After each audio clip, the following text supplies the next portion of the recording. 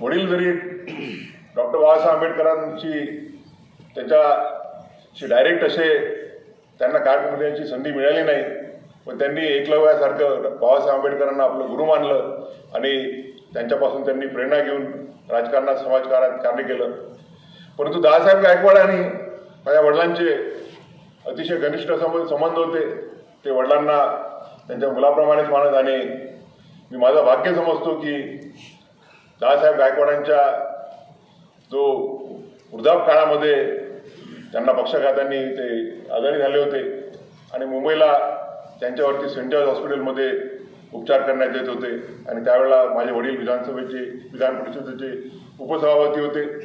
त्यावेळेला दादासाहेब आणि त्यांच्या पत्नी गीता अक्का ह्या आमच्याकडेच राहायच्या आणि दादासाहेब गायकवाडांची त्या काळात सेवा करण्याची मला संधी मिळाली हे मी माझं भाग्य समजतो. त्यावेळेला अनेकदा आम्ही रमाबाई आंबेडकर हॉस्टेल जे आहे दादासाहेबांनी सुरू केलेलं, तिथे येण्याचा प्रसंग आला. दादासाहेबांना भेटायला आम्ही नेहमी यायचो आणि योगायोग म्हणजे दादासाहेबांनी गायकवाडांची संस्था स्थापन केली.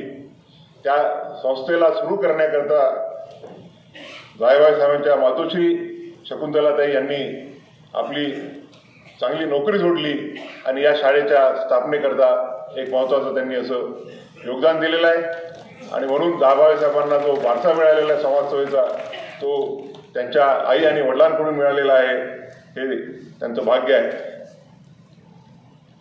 आज आपण न्यायमूर्ती प्रसन्न वराडे साहेब यांचाही सत्कार केलेला आहे आणि मला आनंद आहे की त्यांचा सत्कार करण्याची मला संधी मिळाली आणि दीड वर्षाच्या काळात हे दुसऱ्यांदा मिळाली. पहिल्यांदा ज्यावेळेला ते कर्नाटक राज्याचे मुख्य न्यायाधीश म्हणून गेले त्यावेळेला औरंगाबादला त्यांचा आणि संजय गंगापूरवाला त्यांचा मोठ्या प्रमाणात तिथे सत्कार करण्यात आला आणि त्याही प्रसंगी मला उपस्थित राहण्याची संधी मिळाली. खरं म्हणजे प्रसन्नजी वराडे हे खरोखर नशीबवान आहेत, कारण की डॉक्टर बाबासाहेब आंबेडकरांच्या शी प्रत्यक्ष संबंध असणारे जे काही कुटुंब असतील त्या कुटुंबांमध्ये जे बोटावर मोजण्यासारखे असतील त्यात वराडे साहेबांच्या कुटुंबियाचा उल्लेख करावा लागेल. त्यांचे आजोबा बळवंतराव वराडे हे तसे ओरिजिनल कर्नाटक जिल्ह्यातील कर्नाटक राज्यातील बेळगाव जिल्ह्यातील चिकोडी तालुक्याचे निपाणी तालुक्याचे आणि बाबासाहेब आंबेडकरांच्या कार्यामध्ये त्यांनी स्वतःला झोकून घेतलं. त्यानंतर बाबासाहेबांना त्यांच्या बाबासाहेब हे एक हिरे परखणारे व्यक्ती होते आणि त्यांनी बळवंतराव वराडे यांना जबाबदारी दिली.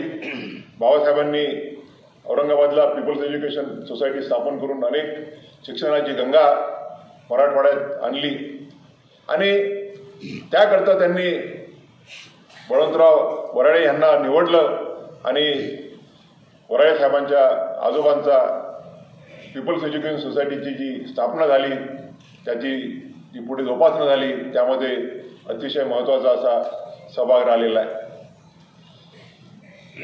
वराडे साहेबांचे वडील बालचंद्रजी वराडे आणि त्यांच्या आत्या त्यांना बाबासाहेबांसोबत राहण्याची संधी मिळाली. बाबासाहेबांसोबत ते राहिले, बाबासाहेबांसोबत त्यांना शिकायला मिळालं, बाबासाहेबांना त्यांना जवळून पाहता आलं, म्हणून मला अतिशय आनंद आहे. वराडे साहेबांचे वडील हे सुद्धा एक अतिशय चांगले न्यायाधीश होते. मुंबई उच्च न्यायालयाचे प्रबंधक म्हणून ते निवृत्त झाले. खरं म्हणजे त्यांची सुद्धा योग्यता होती आणि त्यांनी सुद्धा उच्च न्यायालयामध्ये न्यायाधीश म्हणून त्यांची नेमणूक होतं, परंतु काही गोष्टी असतात त्या आज स्पष्टपणे बोलता येत नाहीत या मंचावरून.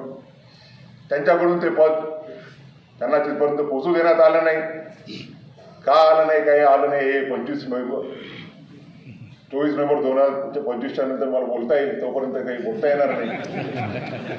परंतु अशा कुटुंबाचा वारसा वराळे साहेबांना लाभलेला आहे की ज्या कुटुंबाला बाबासाहेब आंबेडकरांसोबत अतिशय नजीकतेने राहण्याची संधी मिळाली आणि बाबासाहेबांच्या विचाराचा पगडा त्यांच्या कुटुंबावर असल्यामुळे त्यांच्यामध्ये तो इनहेरिट होणं हे साहजिकच आहे. आणि म्हणून मला आनंद आहे की 2008 साली ते औरंगाबाद उच्च न्यायालयात मी त्यावेळेला औरंगाबादला न्यायाधीश म्हणून कार्य करत होतो आणि 2008 मध्ये त्यांची उच्च न्यायालयाचे न्यायाधीश म्हणून नेमणूक झाली. त्यांनी नागपूर, औरंगाबाद, मुंबई या तिन्ही ठिकाणी काम केलं आणि न्यायदानामध्ये आज विस्तृत मी बोलू शकणार नाही वेळेच्या अभावी, कारण की आपल्या घटनेला, आपल्या घटनाकारांना जो न्याय अभिप्रेत आहे तो म्हणजे सामाजिक आणि आर्थिक न्याय, सोशल अँड पॉलिटिकल जस्टिस. आणि जो कोणी बाबासाहेबांच्या विचारांना मानणारा असेल, बाबासाहेबांचे विचार अंगीकारणारा असेल आणि न्यायदानात जर कार्य करत असेल तर तो सामाजिक आणि आर्थिक न्यायाला विसरून चालणार नाही. आणि म्हणून वराळे साहेबांनी आपली न्यायदानाचं कार्य करत असताना आपली सामाजिक बांधिलकी ही नेहमीच जपलेली आहे. मला आठवते की ज्यावेळेला ते मुंबईला कार्यरत होते त्यावेळेला एका वर्तमानपत्रामध्ये बातमी आली की कोयना धरण जे आहे त्या धरणाच्या एका तीरावर राहणाऱ्या विद्यार्थ्यांना आपला जीव धोक्यात घालून त्या नदीच्या पलीकडे जाऊन शाळेत जाण्याकरता नदी पार करावी लागते आणि त्यांनी स्वतः सुमोटो कॉग्निझन्स घेऊन त्याला पीआय ट्रीट करून तिथे ताबडतोब रस्ता तयार झाला पाहिजे, पूल बांधला गेला पाहिजे, जेणेकरून तिथल्या नागरिकांना गैरसोय होणार नाही, तिथल्या मुलांना शाळेत जाण्याकरता एक सोयी उपलब्ध होईल असे आदेश पारित केले. ज्याला सामाजिक बांधिलकी आहे, जो बाबासाहेबांच्या विचाराशी प्रेरित आहे, असाच व्यक्ती असं कार्य करू शकतो. कर्नाटकमध्ये त्यांनी अनेक अशी निवाडे दिले, सुमोटो कॉग्निझन्स घेतले, पब्लिक इंटरेस्ट लिटिगेशन्स एंटरटेन केले, त्याच्याकडून त्यांची सामाजिक बांधिलकी ही निदर्शनास येते. जास्त विस्ताराने मी बोलणार नाही कारण की आधीच उशीर झालेला आहे. औरंगाबादला मला वाटते जास्त वेळ बोलायची संधी मिळेल त्यावेळेला आपण बोलूच. मी त्यांना आपल्या सर्वांतर्फे त्यांचे हार्दिक अभिनंदन करतो. नेहमीच म्हटलं जातं की behind every successful man there is a strong woman आणि श्रीमती गीता वराळे या खंबीरपणे त्यांच्याशी उभ्या राहिल्यामुळे त्यांना पाठबळ असल्यामुळे वराळे साहेबांच्या यशामध्ये त्यांचाही थोडा सिंहाचा वाटा आहे. खरं म्हणजे ते वराळे साहेबांची सासूरवाडी कर्नाटकची आणि जे आमच्या गीताताईंनी त्यांना महाराष्ट्रातून पळून परत कर्नाटकात नेलं, पण आता कर्नाटकातून दिल्लीत आलेले आहेत ते आणि मी याप्रसंगी त्यांचे अभिनंदन करतो. याप्रसंगी मी आपल्या सर्वांतर्फे न्यायमूर्ती वराळे साहेब यांना शुभेच्छा देतो की त्यांच्या हातून न्यायदानाचं चांगलं कार्य हो, त्यांना यश प्राप्त होत राहो, त्यांना आणि त्यांच्या कुटुंबियांना या देशाची, या समाजाची, या न्यायसंस्थेची सेवा करण्याकरता दीर्घायुष्य लाभो आणि चांगलं आरोग्य लाभो. आज आपण मुख्यत्वे जमलेलो आहोत भारतीय राज्यघटनेला 74 वर्ष पूर्ण होऊन 75व्या वर्षामध्ये आपण पदार्पण करत आहोत.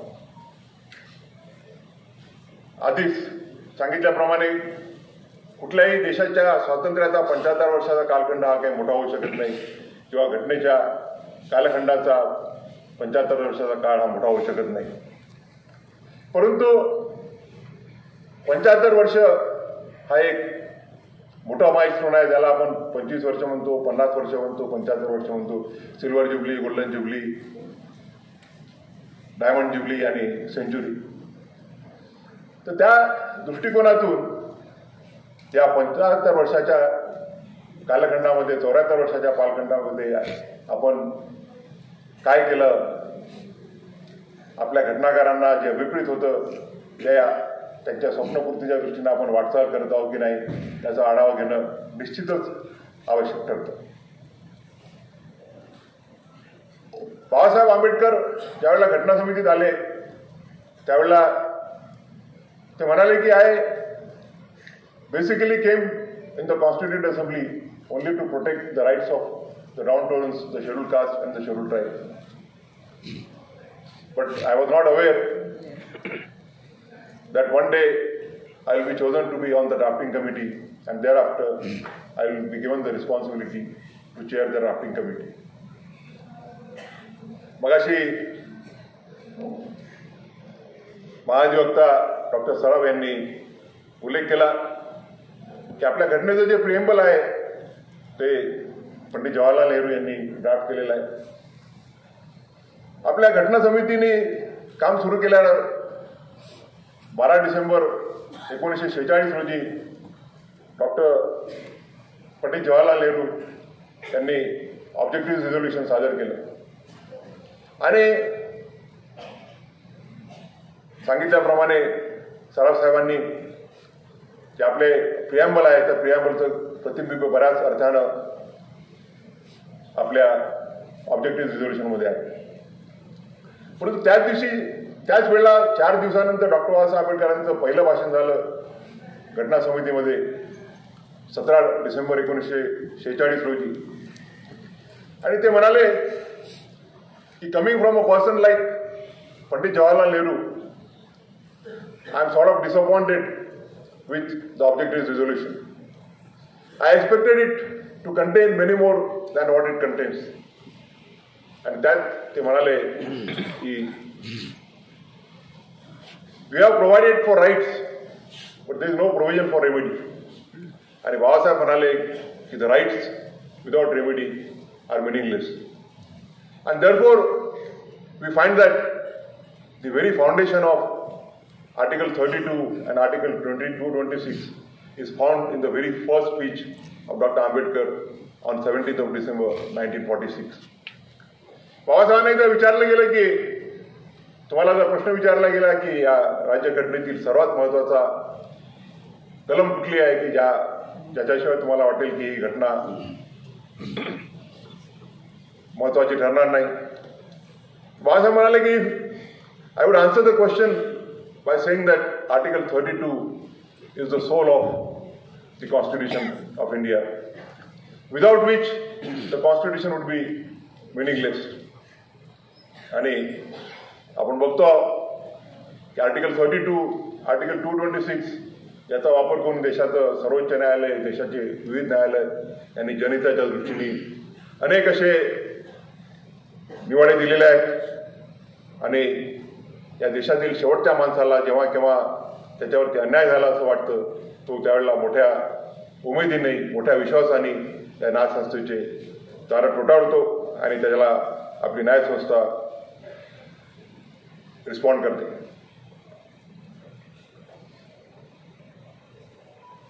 भारतीय संविधानातील लोकमंत्र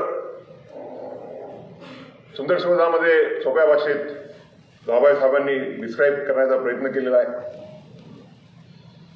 परंतु आपल्या मूलमंत्र जर आपण विचार करायला गेलो